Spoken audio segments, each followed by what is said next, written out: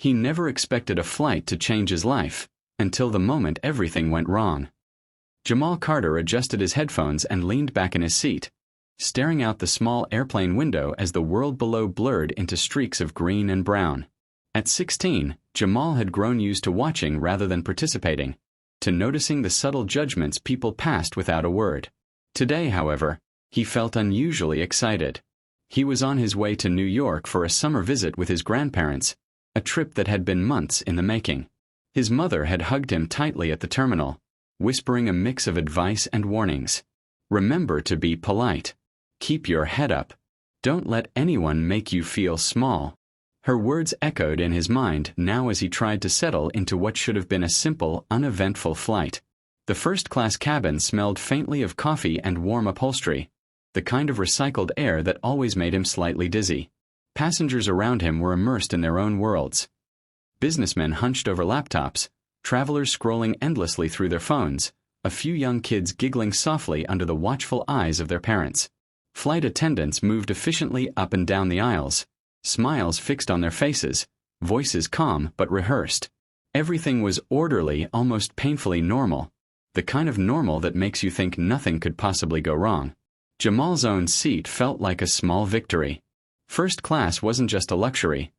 It was recognition of his hard work, a tangible proof that he had earned something beyond the ordinary.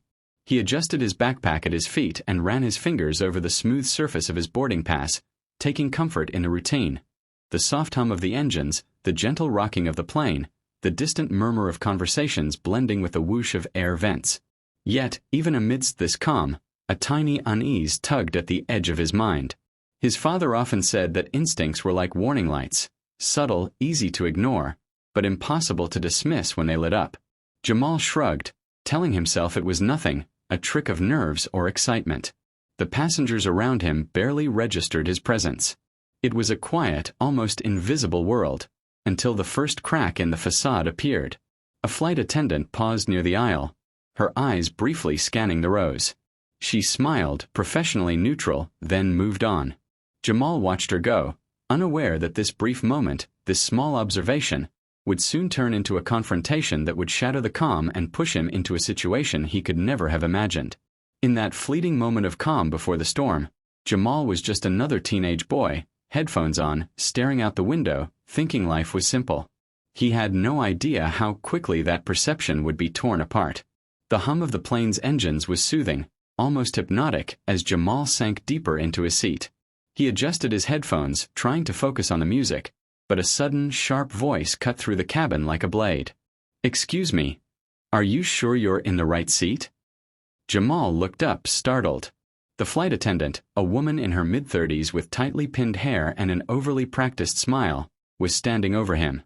Her eyes flicked down to his boarding pass and then back to him, lingering in a way that felt heavy, invasive. "Yes, ma'am. 3A. My seat," Jamal said, keeping his voice calm despite the tightening in his chest. Her lips curled slightly, not in kindness but in a thin, almost imperceptible smirk. I guess so. Just seems unusual." The word unusual hung in the air, a quiet jab that made his stomach twist. Jamal swallowed, trying to steady himself. Around him, other passengers continued their routines, oblivious. Their indifference pressed on him like a physical weight. "Unusual how?" he asked, voice steady but quiet, trying not to let the growing heat of embarrassment rise. "Oh, nothing," she said, though her eyes held a glint of something sharp, judgmental. "Just interesting choice for a young man like you." The cabin seemed to shift. The steady hum of the engines became louder, more oppressive. The overhead lights felt brighter, almost accusatory. Jamal gripped the armrest, feeling his heartbeat quicken. The air smelled faintly of coffee and plastic, but suddenly it felt stifling. He tried to focus on his music, but every word she had spoken echoed in his mind, loud and accusatory. His skin prickled with the familiar sting of being singled out for reasons he couldn't control. The world seemed to tilt slightly, like the plane itself had become a stage, and he was the unwilling actor in a scene written by someone else. I think I'll just sit here," he said, voice steady but firm, trying to reclaim a sense of control. The smirk on her face widened just a fraction. She stepped back, but her gaze followed him, sharp and calculating. Jamal felt it like a physical touch, an unspoken judgment. Passengers shifted in their seats, a few whispering to each other, sensing the tension without knowing its cause. The hum of polite normalcy was gone, replaced by a quiet, mounting hostility. Jamal's chest tightened. He realized this wasn't about a seat. This was about something else entirely, something invisible but unmistakable, and he had just walked straight into it. Minutes passed, each one stretching longer than the last. Jamal sat rigidly in his seat, trying to ignore the burning weight in his chest. He told himself to stay calm, to keep breathing, but the tension in the cabin was palpable. The flight attendant returned, clipboard in hand, moving deliberately, her smile now thin, almost predatory. "Actually, I don't think this seat is really appropriate for you," she said, her voice syrupy, but every word carried a subtle edge. "Maybe we can find somewhere else?" Jamal's stomach dropped. His palms were sweaty on the armrests. He looked around the cabin.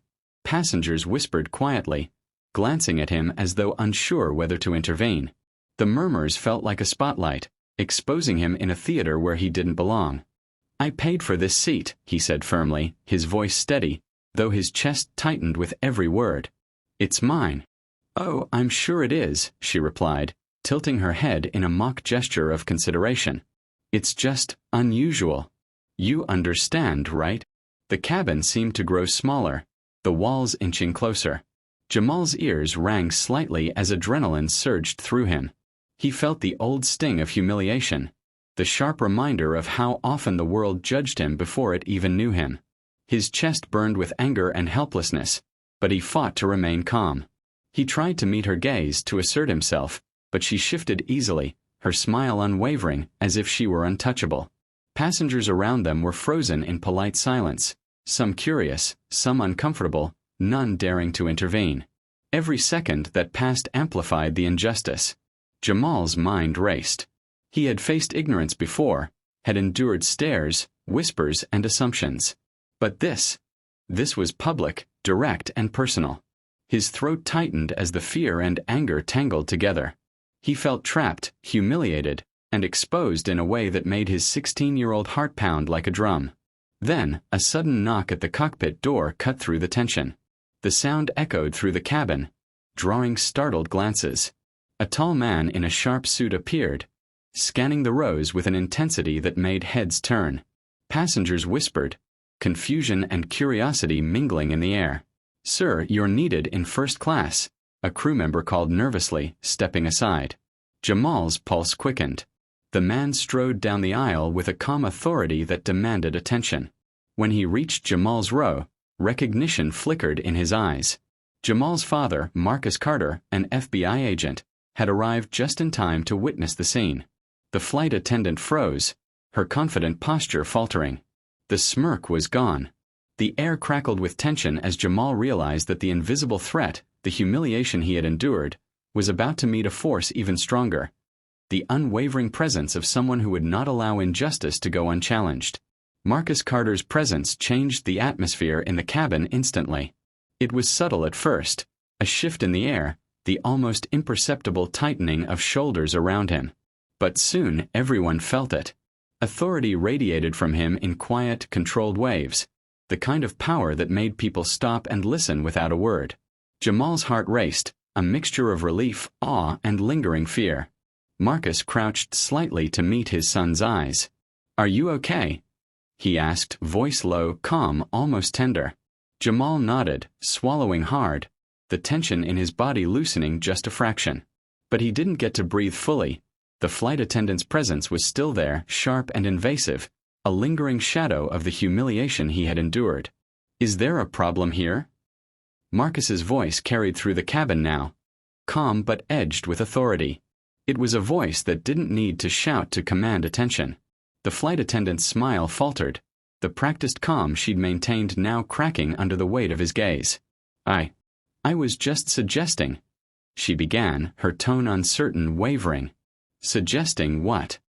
Marcus's voice was steady, controlled, but every word held a quiet intensity that made the cabin fall silent. "That my son doesn't belong in a seat he paid for?"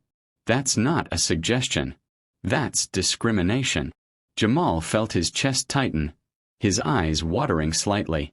He'd endured humiliation, small digs, and condescension before, but seeing his father intervene, standing like an unyielding wall of protection, brought a sense of safety he hadn't realized he needed. Around them, passengers shifted uneasily, glancing at each other. Some nodded, silently acknowledging the injustice. Others stared, unsure, frozen by the tension. "I suggest you apologize," Marcus continued, voice low but unmistakably lethal. "Or I will escalate this immediately. To your supervisor. To the airline. To anyone necessary." The flight attendant's hands trembled. Her voice faltered. I'm sorry. I didn't mean." Marcus's eyes softened slightly, signaling the confrontation was over, but the weight of the lesson lingered. Jamal exhaled slowly, the invisible chains of fear and humiliation breaking apart as relief surged through him. For the first time, he felt seen, defended, and validated. Not just as a passenger, but as a human being who deserved respect. The cabin, once tense and suffocating, seemed to breathe again. Drinks were served in silence, passengers quietly returning to their routines, but the imprint of what had just occurred lingered like an unspoken truth. Jamal stared out the window, clouds drifting by, feeling the tremor of adrenaline and the slow rise of hope. For the first time that day, he realized he wasn't alone. And sometimes, that alone was enough to turn fear into courage. The plane hummed with the steady rhythm of its engines, but the tension that had gripped the cabin for so long had finally lifted. The flight attendant kept her distance, avoiding Jamal's eyes, her once confident posture replaced by a quiet, awkward stiffness. Passengers returned to their activities, though whispers occasionally floated through the cabin. Small murmurs of disbelief, curiosity, and a sense that something extraordinary had just unfolded. Jamal sat back in his seat, staring out the window as the clouds drifted lazily across the horizon. The adrenaline that had clenched his chest for so long was finally ebbing, leaving a strange mixture of relief and lingering unease. His father, Marcus Carter, leaned close, resting a steady hand on his shoulder. "You did nothing wrong, Jamal," he said softly, his voice a calm anchor in the sea of residual tension. "Remember that." Jamal nodded, swallowing hard. He could still feel the sting of humiliation, the sharp pangs of embarrassment that had pierced him when the flight attendant first questioned his presence. But now, juxtaposed against his father's unwavering support, the pain felt smaller, manageable, almost like a shadow that had been chased away by light. As the flight continued, Jamal reflected on how fragile dignity can feel in a world quick to judge. One moment, he had been just a boy quietly listening to music, minding his own business. The next, he had been the target of subtle cruelty, exposed to judgment for nothing beyond the color of his skin. But the presence of someone willing to intervene, someone who refused to let injustice stand, had transformed the experience. He realized courage didn't always roar. Sometimes, it was the quiet presence of someone standing firmly beside you. By the time the plane touched down, Jamal felt a sense of resolution. The incident hadn't disappeared, it lingered, a reminder that the world could still be unfair, but he had witnessed justice in action. Passengers gathered their belongings, many offering polite nods or murmured words of sympathy, and for a fleeting moment, Jamal felt seen beyond the lens of prejudice. As he walked off the plane, arm in arm with his father, Jamal carried more than a boarding pass and a suitcase. He carried a lesson, that dignity is not granted by others but protected, and that the right kind of presence can transform fear into strength. Some battles seem small, fleeting, insignificant, he thought, but the courage to face them leaves a mark that lasts a lifetime. The world might not always be fair, but Jamal now knew he could endure, and even rise, when injustice came knocking. If you were in my place, what would you have done? Let me know in the comments, and don't forget to subscribe for more true stories like this.